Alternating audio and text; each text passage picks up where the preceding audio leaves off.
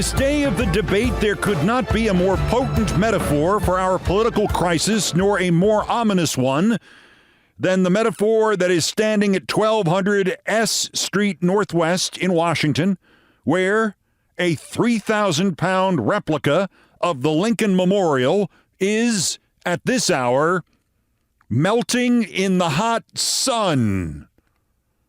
Literally.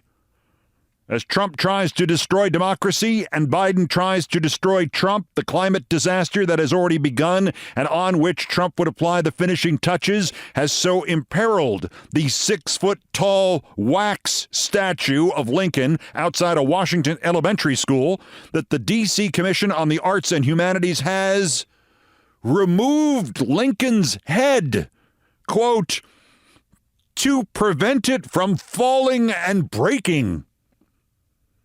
They are not saying this, but the other problem was, the other dire portent here was, as climate change brought peak summer temperatures to Washington while it was still spring, the figure of Mr. Lincoln did not merely begin to melt, it began to slump.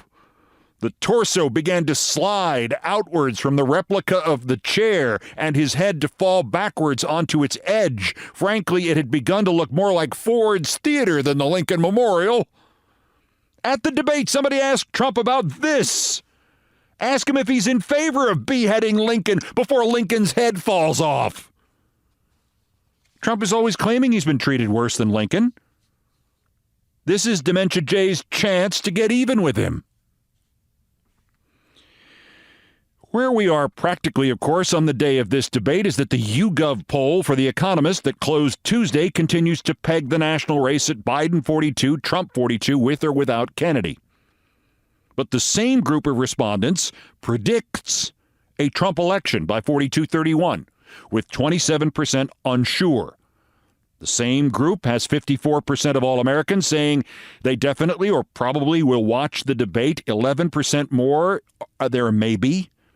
The number is actually higher among partisans. 64% of Republicans polled say they are watching, 58% of Democrats. YouGov and The Economist also asked 11 specific questions about the debate, like who will be better at staying calm under pressure, which Biden wins handily 48-31. Who will be more likely to lie, in which it's Trump 46-34, and 3 questions are Trump landslides. Who is more likely to make personal attacks? Trump by 39 points. Who is likelier to go over their allotted time? Trump by 45 points. And who is likelier to interrupt? Trump by 52 points. Morning Consult also did debate polling, results-based. The percentage of voters who think it's very likely they will change who they plan to vote for based on the debate, 11%. They dismiss this as a small number. 11% of Trump and Biden voters are soft enough to be changed by the outcome of the debate. And Morning Consult says there are 3 demographic breakdowns of that 11% that could be big news for Joe Biden. The groups where Trump has made the biggest inroads since 2020. Well, 1 in 5 voters under the age of 35 is one of those groups, and they say they expect to change their vote based on the debate. 1 in 5 voters under the age of 35. 1 in 5 black voters. More than a quarter of all Hispanic voters say it's very likely they'll change who they plan to vote for based on this debate. If Trump gives back those gains, especially because of this debate tonight, he's cooked. But enough about melting Lincolns and who's the biggest asshole at the debate. There is one poll number going into this thing that bluntly terrifies me.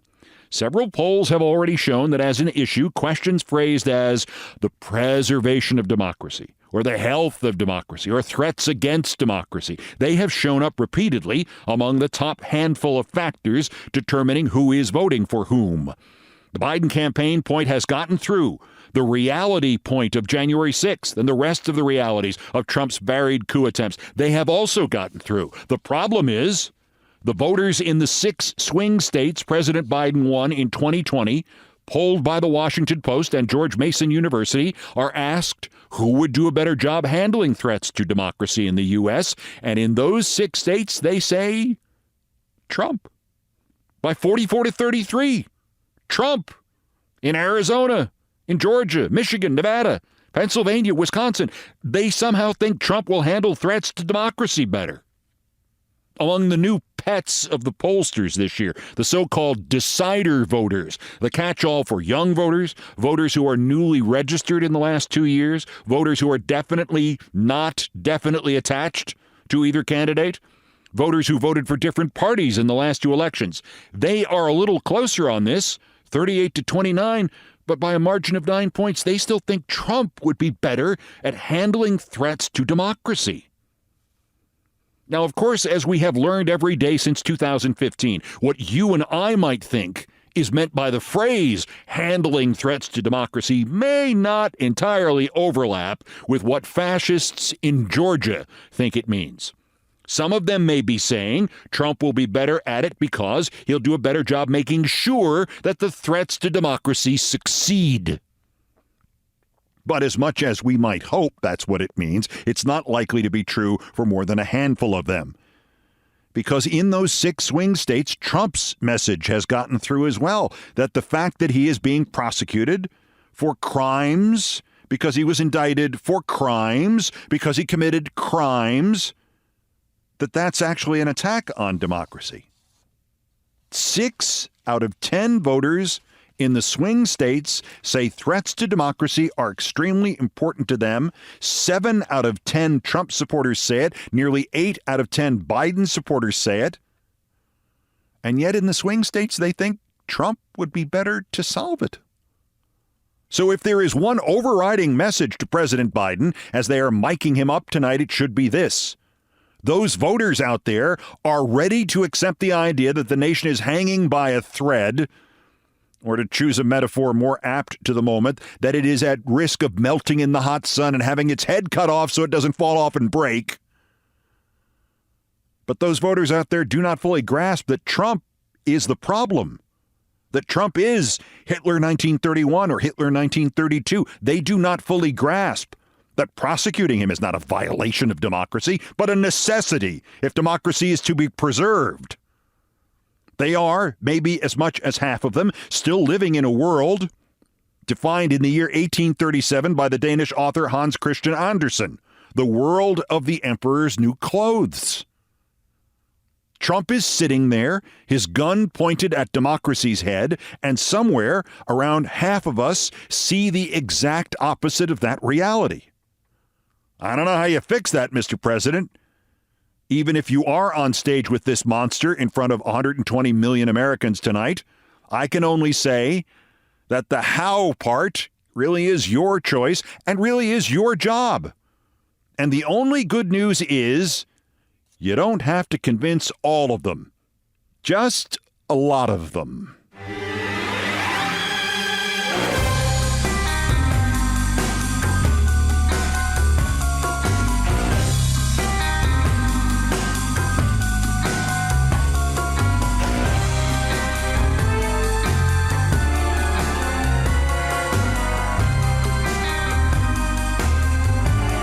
Know at the moment you are listening to this way more than I know at the moment I'm saying this about the Supreme Court ruling on this farcical anti-democratic, then why did we do that whole revolution against the British king concept of presidential immunity. The decision has been made. It was not revealed yesterday, though in a footnote the supremely corrupt religious court says it would keep referring to X as Twitter. And yeah, the government sure can ask social media sites to take down disinformation during a coup or a literal public health emergency. The court will either announce its decision on presidential immunity today, Thursday, or on Friday. Logic would suggest that John Roberts, at least, would have wanted neither to upstage the debate tonight nor become a part of it by issuing this ruling beforehand. And you must remember that if Trump's supporters live in an emperor's new clothes world, Supreme Court justices live in a world in which they are the emperors, and the rest of us are just supposed to shut up and salute. Delaying the announcement of a decision, especially if there is any shred of actual law left at the Supreme Court, and the decision on the question of, is there presidential immunity, are you out of your effing mind? That would save them announcing it Friday, that would save them Trump's wrath in front of 120 million television viewers. On the other hand, if it were left up to Clarence Thomas and Sam Alito, and especially Martha Ann Alito, they would damn well be certain to announce the presidential immunity decision on debate day. In fact, they'd prefer to announce it just before the debate so that Martha Ann could get her promised on the secret recordings revenge against the media and specifically against CNN for its coverage of her and her flags.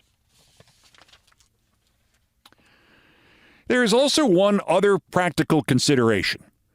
If the court has actually found that there is immunity for presidential actions as long as they are taken while in office and in an official capacity, immediately thereafter, Joe Biden can literally arrest all of the justices during the debate if he wants. And he can arrest Trump, too, during the debate. And there's no hyperbole meant here, because as I have suggested before this, the court would be deciding that this is a monarchy or a dictatorship or any kind of strongman state you can think of, and therefore a president who invokes the Insurrection Act and declares Sam Alito or Donald Trump or Sean Hannity a terrorist and a threat to the country could never face accountability for it outside of possible impeachment and removal from office. And of course, that liability could be removed by simply also arresting any congressman or senator who is willing to vote for that.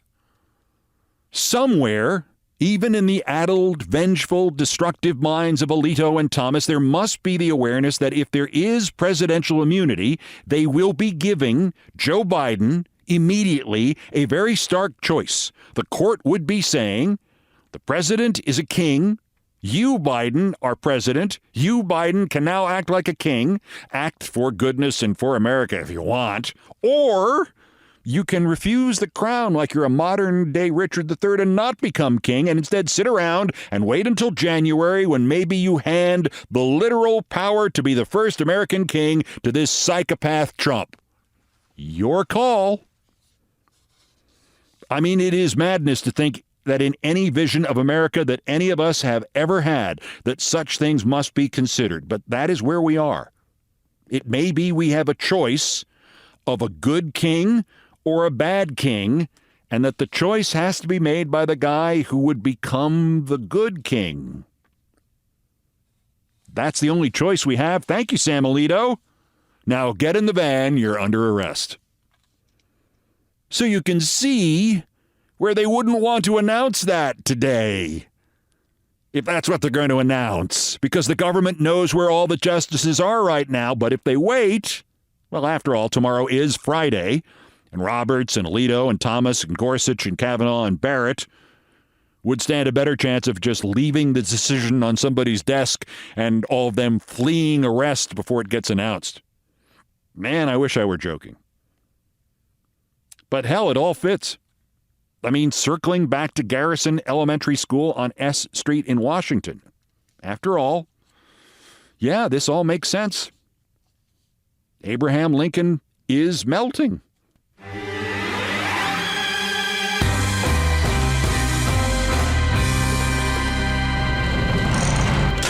Oh, there's Supreme Court polling too. Quinnipiac, term limits for Supreme Court justices. Approve, 70%. And what motivates the Supreme Court? Politics or law? Law, 32%.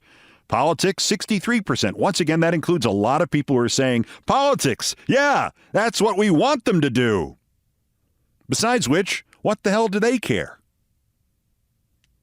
And circling back to the debate, apparently Trump was supposed to do a thing yesterday with Byron Donalds at an Atlanta barber shop. But instead of showing up, he phoned it in to a group of black leaders there, and he repeated this "try my tacos because I love Hispanic people" level racism claim.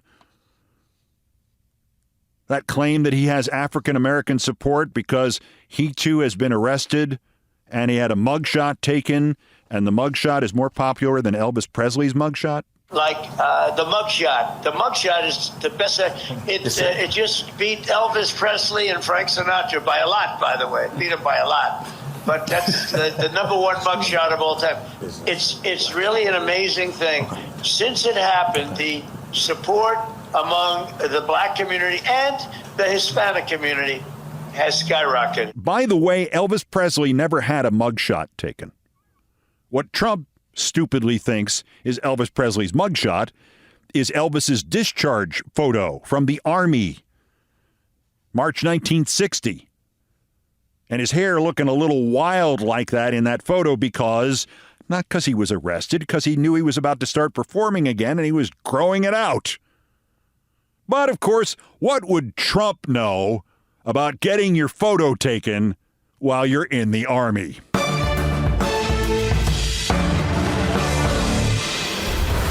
Now, the last time I have to annoy you with a reminder, I'll be live with a special edition of Countdown on YouTube at the end of the debate, roughly 10:30 Eastern tonight, and much of that will be included in tomorrow's edition of the podcast, wherever you podcast and on YouTube. And by the way, if you heard that story that NBC is going to use artificial intelligence to generate Olympic highlight clips to send to email subscribers with customized greetings and narrations from Al Michaels, I just wanted to point out that A, I am not using AI at all. I have enough trouble with real intelligence.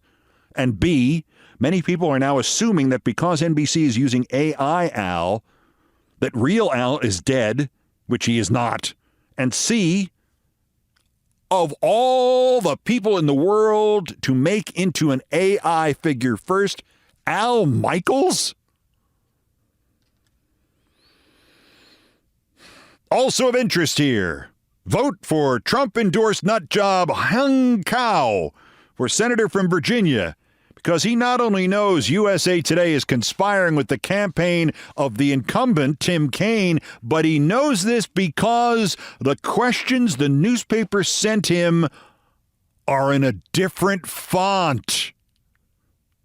That's next. This is Countdown.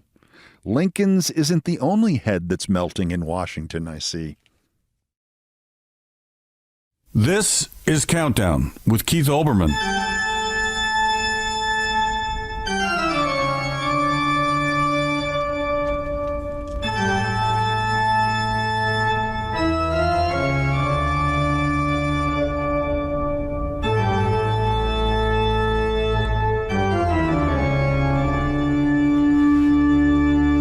Still ahead of us on this edition of Countdown, the most talented person I have ever worked with. Should have been one of broadcasting's all-time greats. But if anybody ever had a more fateful and more fatal combination of bad luck and bad survival skills than this newscaster, I don't know who it would have been. The most talented person I have ever worked with, coming up in Things I Promised Not to Tell. But first, there are still more new idiots to talk about. The daily roundup of the miscreants, morons, and Dunning-Kruger effect specimens who constitute today's worst persons in the world. The Bronze. Anybody saying that George Latimer successfully primarying Jamal Bowman Tuesday night in the New York 16th is an indicator of divisions in the Democratic Party or the end of the squad or a defeat for the progressives. Just because a record amount of money was spent on trying to oust Bowman, and successfully so, it does not mean it was the money that beat him. I am to the left of Bowman politically. I have no use for AIPAC. Latimer simply gives me the freaking creeps. But Bowman had flaws.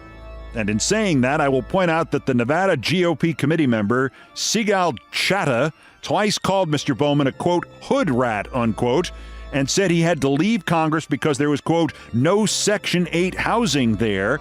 And this woman, Chattah, is a stone-cold racist, representing a stone-cold racist party, and I hope she burns in hell. But as to Mr. Bowman, he threatened AIPAC just before the election that he would show it, quote, the power of the MFing South Bronx. And I guess that's all right, being from the Bronx, but of course his district, the New York 16th, does not include the South Bronx, MFing or otherwise. Then there was the whole alarm jazz at the Cannon House office building last October when he pulled the fire alarm. Just before the House vote on the stopgap funding bill designed to avert a government shutdown, he insisted it was an accident. He thought pulling the thing would open a door, and guess what? If that's true, he's not very bright. If it's not true, he pulled a fire alarm to try to stop a vote. Those are not good choices.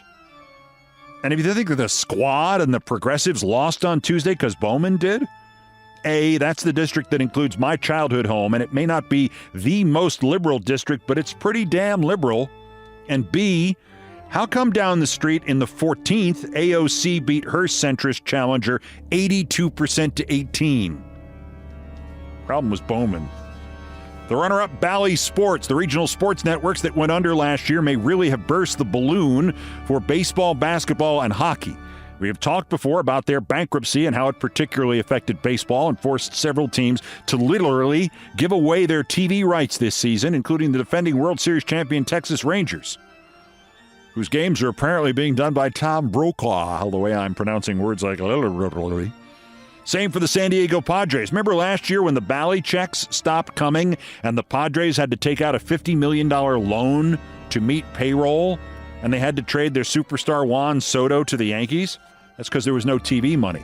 Well, now we have reached the next level of future shock for baseball and for the other sports. The Miami Marlins TV situation, still being carried by Bally in Florida, is now in such disarray, not that it's a great product to begin with, but it's now in such disarray that between now and the end of July, the ball club is in essence offering to pay its own fans to watch the telecasts of the games.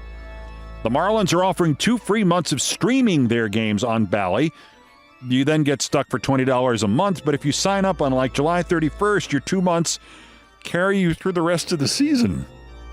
Doesn't get more fundamental nor more ominous than this. Last year, you paid the Marlins to watch their games on TV. This year, the Marlins pay you to watch their games on TV. In Russia, Marlins pay you. But our winner, the worst, Republican Senate candidate Hung Cao.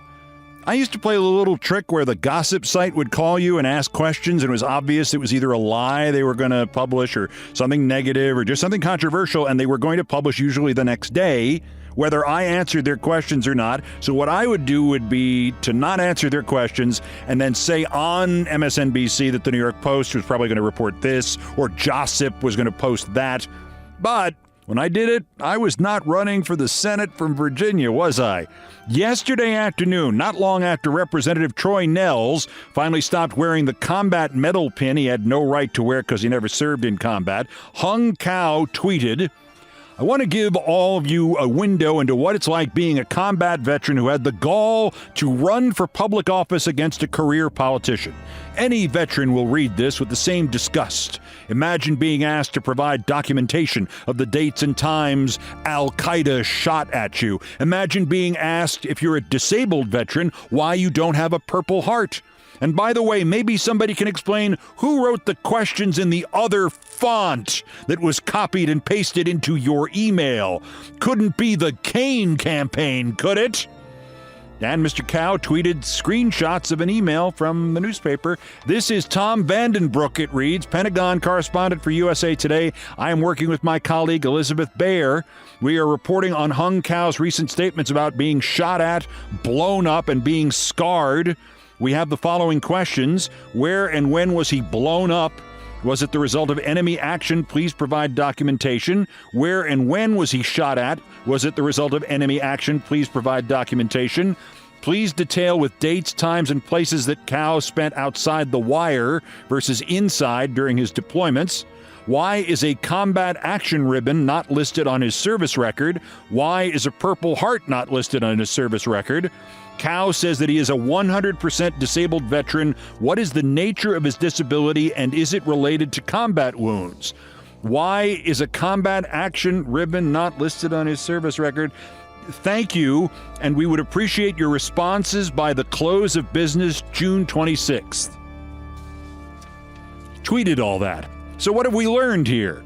Those of us who didn't know USA Today was working on a story about Hung Cao and what he claims is his service record, we now know that maybe he's padded it, or at least they have some sort of evidence that let them ask those questions. And those of us who didn't know that each campaign now know that each campaign only has its own personal type font, and it can never use a different font.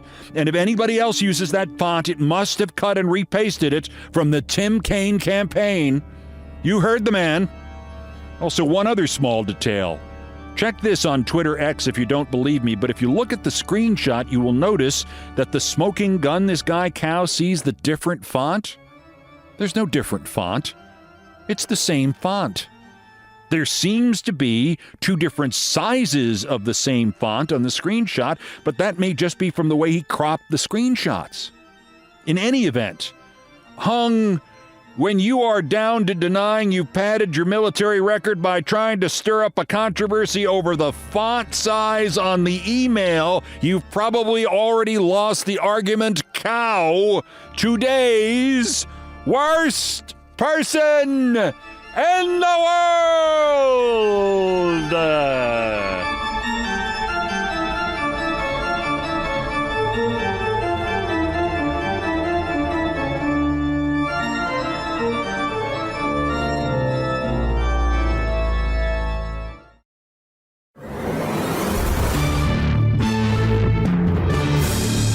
Hauser will have more to say, and we'll answer the question, how hot was it at Yankee Stadium yesterday, on the Sports Report at about 8:35. And that man's name is Keith Olbermann. Now, how hot was it at Yankee Stadium, Bob Harris? Got to figure about... I once worked with a newscaster, the most talented person I have ever worked with. And he not only made an unbelievable blooper on one of the big radio stations in New York, but after he did that, they warned him that if he ever did something like that again, they would fire him. And he did it again, and they fired him. His name was Will Spence, and by the time he was 18 years old, he was the news director of a radio station in Connecticut. And he was a substitute anchor at the age of 18 on the top all-news radio station in the country, WCBS in New York. 18. Not long after that, he went to NBC and was the original newsman on Don Imus's radio show. He jumped right from that to being a TV reporter on the NBC station in New York, age 24 or 25, and the sky was the limit. And he was simply a genius, and fitting the best definition of that word, someone who could do something with ease that nobody else would even attempt. Will Spence was reporting for the NBC station, Channel 4 in New York, on New York's fiscal crisis of the late 70s, and he had scooped the competition and gotten details of a complicated rescue plan with debt transference and algorithms and adjusted interest rates, and not one moment of his important scoop was on camera. The people who gave him that story would not permit themselves to be recorded or even quoted. So Will simply had his cameraman set up at the foot of the steps of New York City Hall and said to him, "Follow me, stop at Park Row." And then 3, 2, 1.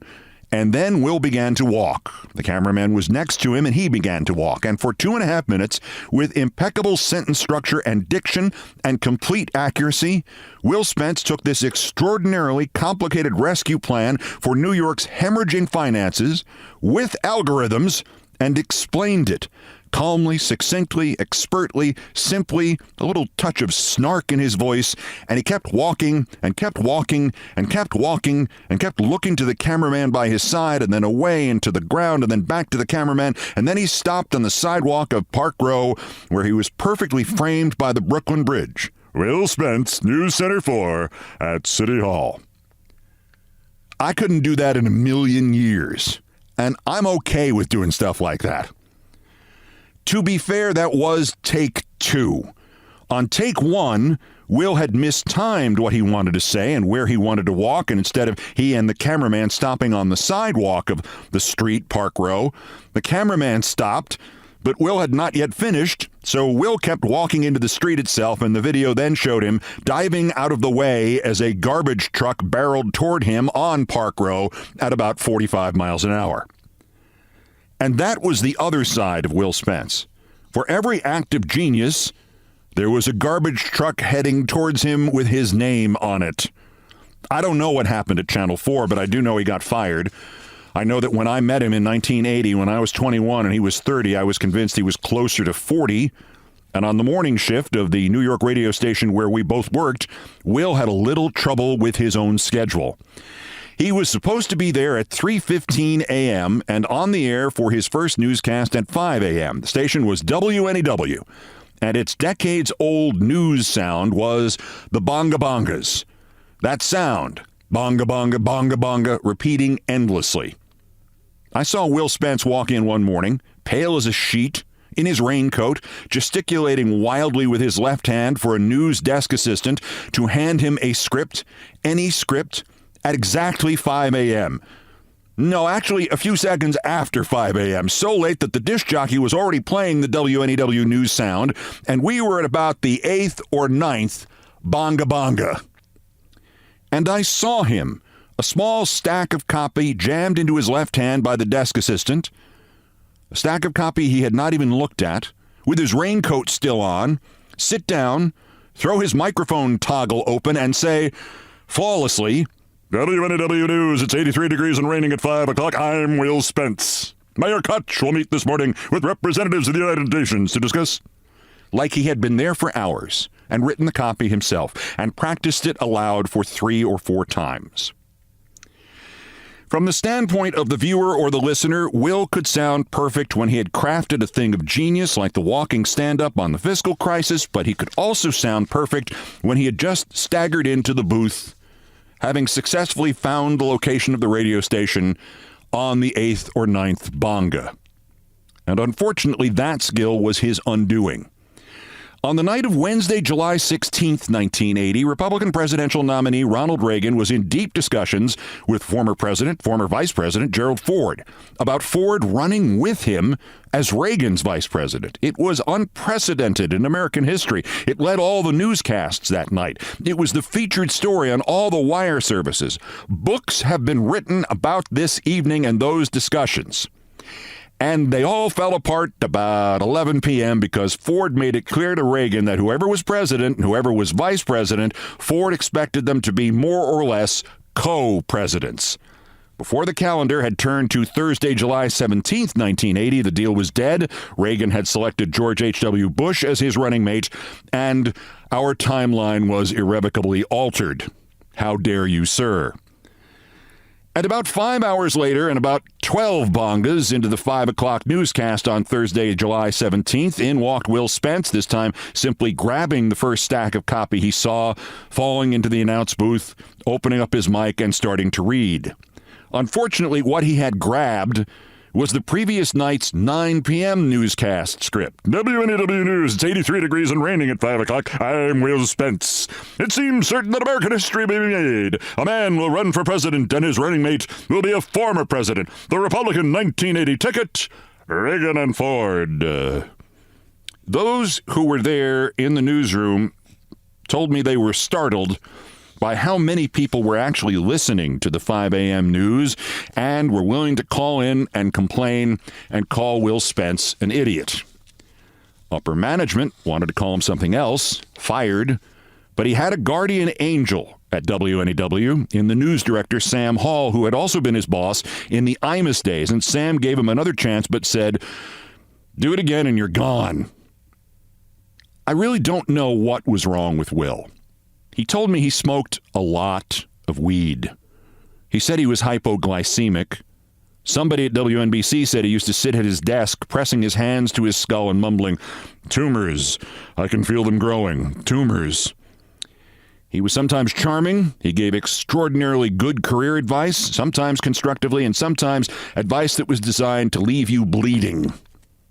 During a commercial break, preceding one of my short sportscasts, I sat down in the booth with him, and as an aggressively cheerful ad for a bank played in the background, Will let loose on me. So I heard him and this commercial for the bank mixed together, juxtaposed like this.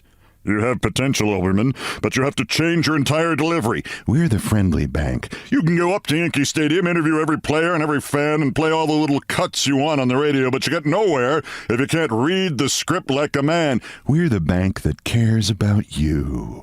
You're nasal, you sound constipated. You get nowhere in this business. On the other hand, I could read the phone book on the air and make it sound like the Bible. Come in and see our friendly tellers today. Shape up or you're fired. And, by the way, fix your damned eyebrows. Manhattan Bank, member FDIC. Now with sports, good morning, Keith Olbermann."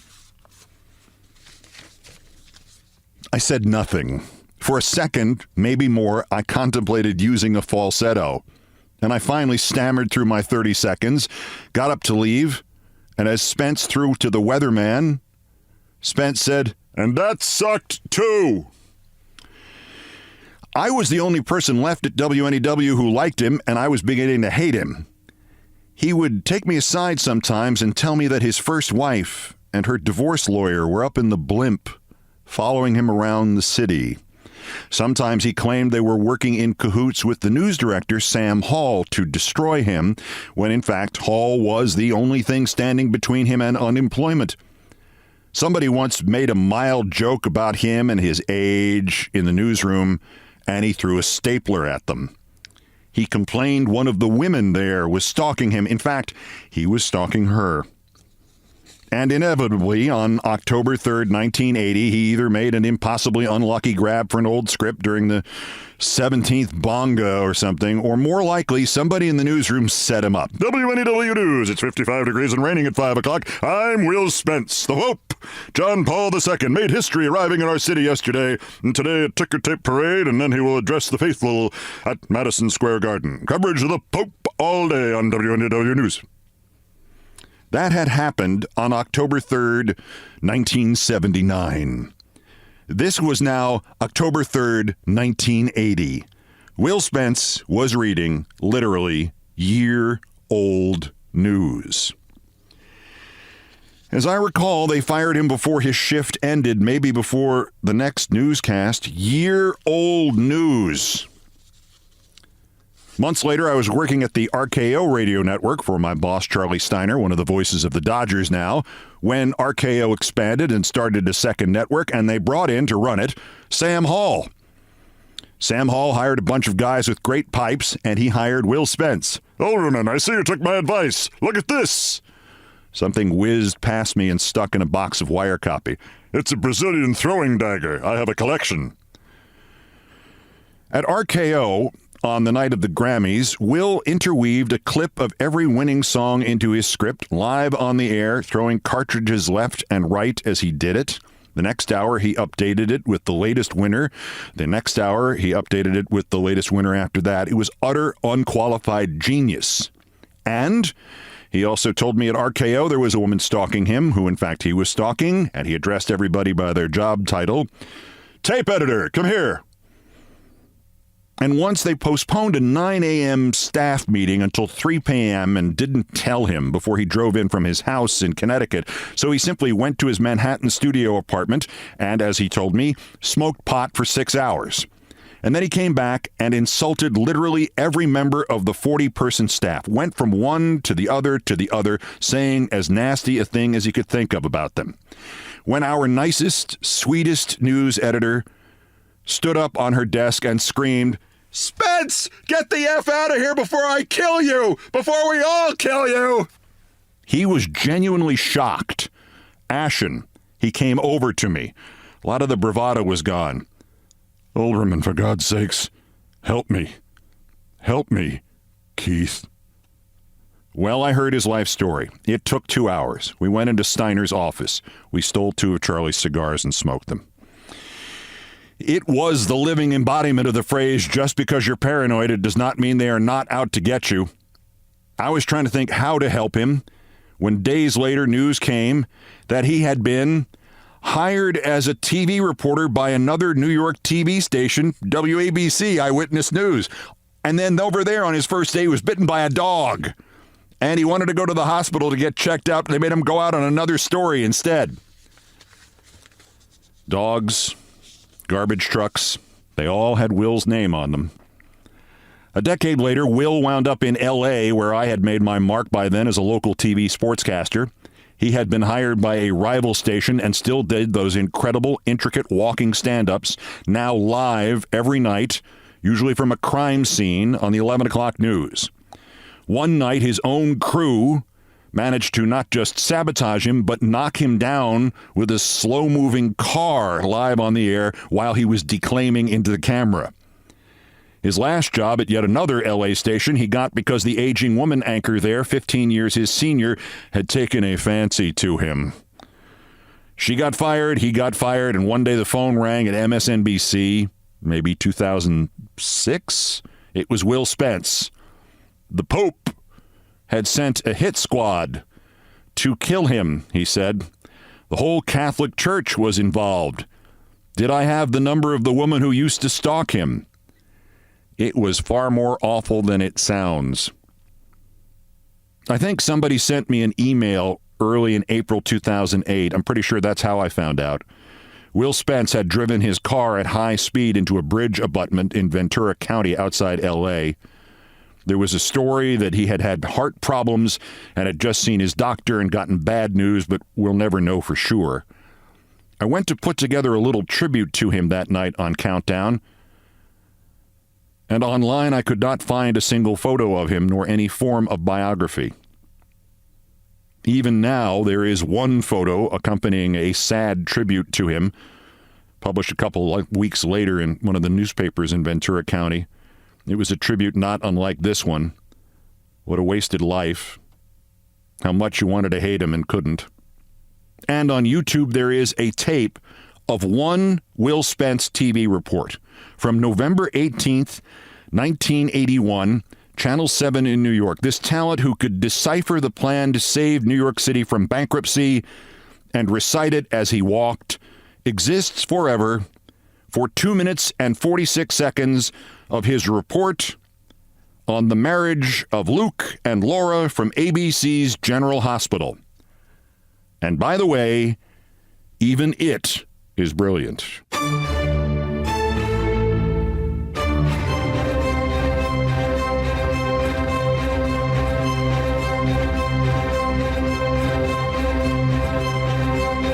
I've done all the damage I can do here. Thank you for listening. Countdown musical directors Brian Ray and John Philip Chanel arranged, produced, and performed most of our music. Mr. Ray was on the guitars, bass, and drums. Mr. Chanel handled orchestration and keyboards. It was produced by TKO Brothers. Other music, including some of the Beethoven compositions, arranged and performed by No Horns Allowed. The sports music is the Olbermann theme from ESPN2, written by Mitch Warren Davis, courtesy of ESPN Inc. Our satirical and pithy musical comments are by Nancy Faust, the best baseball stadium organist ever. Our announcer today was my friend Kenny Mayne, and everything else was pretty much my fault. So that's Countdown for this, the 132nd day until the 2024 presidential election, the 1270th day since convicted felon Donald Trump's first attempted coup against the democratically elected government of the United States. Use the July 11th sentencing hearing, use the mental health system, use presidential immunity if it happens, to stop him from doing it again while we still can. A reminder, we will be live again on YouTube after the debate tonight. Join me, should be about 10:30 Eastern, and do send your link to this podcast to somebody who does not already listen. And if you don't like them, send it to a Trumpist. The next scheduled countdown is tomorrow. Bulletins as the news warrants. Till then, I'm Keith Olbermann.